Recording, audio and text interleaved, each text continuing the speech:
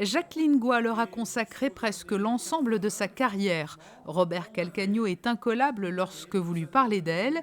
Les méduses étaient au cœur de la conférence qu'ils viennent de donner à la Maison des Océans à Paris. Ces animaux, tout droit venus du fond des temps, sont redoutés par les baigneurs.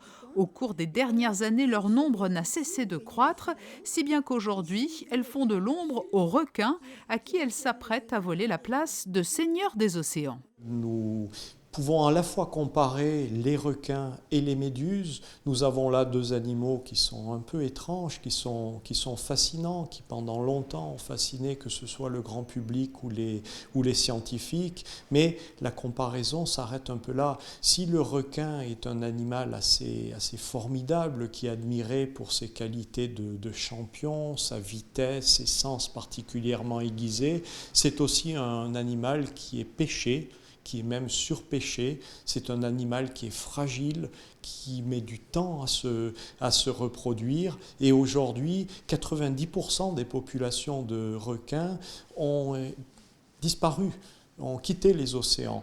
Alors que les méduses, nous sommes là pratiquement dans un phénomène inverse.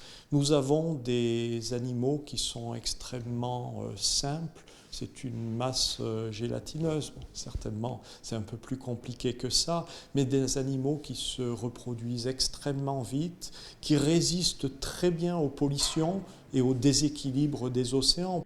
Et les actions néfastes de l'homme sur les mers et océans ne sont pas étrangères à la pullulation des méduses. La prolifération de déchets plastiques, le rejet de substances toxiques, la surpêche sont autant de facteurs qui contribuent à augmenter le nombre de méduses, dont la composition des organismes paraît très simple, mais les rend très robustes. C'est une forme de parachute qu'on appelle une ombrelle, et dessous, il pend un système de nutrition pour pouvoir manger avec la bouche et l'estomac.